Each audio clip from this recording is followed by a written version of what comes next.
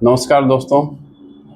भाषा किसी भी संस्कृति की उसकी विरासत होती है, उसका मूल तत्व होता है, उसकी प्राण आत्मा होती है। ये चीज़ हमें समझना है और किसी भी भाषा का किसी भी रूप में किसी भी तरीके से अपमान नहीं होना चाहिए। सबकी भाषाएं महान है, भाषा को माँ का दर्जा दिया गया है और इसी चीज़ को हम थोड़ा समझने की कोशिश करते हैं आज के कॉन्टेक्स्ट में। जैसे कि हम देखते हैं कि कोई सपोज पिछड़े समाज से आता है, पिछड़े परिवार से आता है, उसकी भाषा कुछ भी हो सकती है। मैं कोई किसी भाषा का नाम नहीं ले रहा हूँ, किसी बोली का नाम नहीं ले रहा हूँ। तो लोगों के अंदर क्या होता है, जैसे आज की जो ग्लोबल भाषाएं हैं जो जॉब पर्पज से यूज हो रही हैं, चाहे अंग्रेजी हो सकती है, फ्रेंच, जर्मन, तो उसके आगे लोग समझते हैं कि यार हमारी भाषा तो खराब है। ऐसा कुछ नहीं है, ये सिर्फ माइंडसेट की प्रॉब्लम है कि लोग ऐसा सोचते हैं। एक से बढ़ के एक टैलेंटेड चीज़ें हमारी भाषा में उपलब्ध हो सकती हैं और वो भाषा को महान बना सकती हैं। उस भाषा का विचार ही पहले अपने को महान बनाता है। जैसे हम एक दो आपको उदाहरण ले सकते हैं। जैसे कि आपको पता होगा डेनमार्क एक जगह है, सिर्फ 50 या 55 लाख उसकी जनसंख्या है, लेकिन उनको अपने भाषा के लिए इतना प्रेम है कि चाहे कोई भी उनका बिजनेस हो, कोई भी काम हो, वो अपने डेनिश लैंग्वेज में ही वो लोग करते हैं।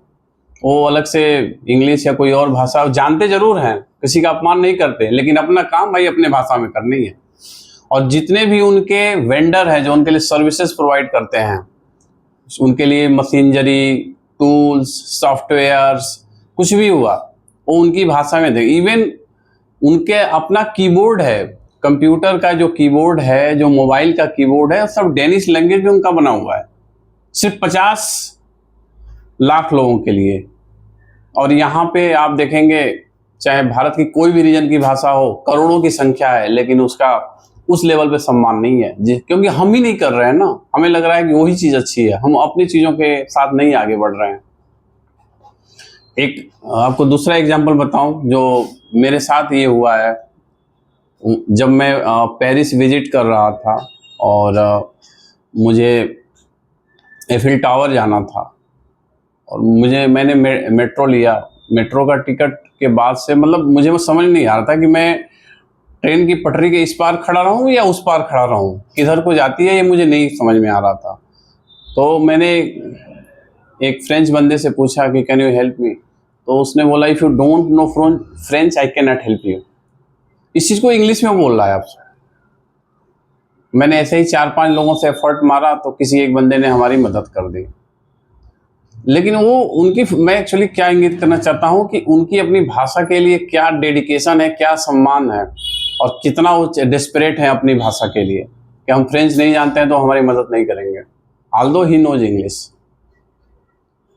तो हमें भी अपनी भाषा का उसी रूप में सम्मान करना चाहिए, चाहे कोई भी वो भाषा हो सकती है, चाहे वो मराठी, गुजराती, तमिल, तेलुगु, हिंदी, कन्नड़, मेवाती, मैथिली, भोजपुरी, राजस्थानी, कोई भी भाषा हो सकती है। सब अपने भाषा के साथ जिए, सम्मान करें, क्योंकि सारी संस्कृति और विरासत हमारे मूल तत्व उसी में छिपे हुए हैं।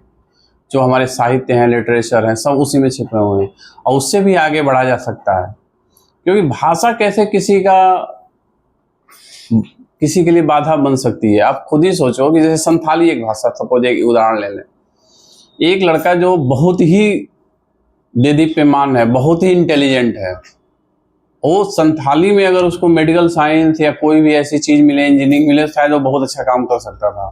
लेकिन लैंग्वेज कंस्ट्रेंट के कारण शायद वो अपनी जो नेचुरल प्रतिभा है उसके हिसाब से वो काम नहीं कर पा रहा है। इस चीज़ को भी हम लोगों को समझना पड़ेगा। सारी भाषाओं का सम्मान है, लेकिन हमें कभी भी ये नहीं सोचना चाहिए कि जो हमारी भाषा है वो किसी और भाषा से पिछड़ी है या पिछड़े लोगों की भाषा है। नहीं, ऐसा कभी नहीं हो सकता। हर भाषा का सम्मान है, हर भाषा माता स्वरूप है और इसी माइंडसेट के साथ हम लोग को आगे बढ़ना है। और तभी एक स्वस्थ और विकसित समाज की स्थापना भी होती है और समाज तभी रेशनल वे में आगे भी बढ़ता है। तो दोस्तों, नेक्स्ट वीडियो में हम लोग फिर किसी नई बात को नए तरीके से समझने की कोशिश करेंगे और आपसे फिर मिलेंगे। तब तक के लिए नमस्कार।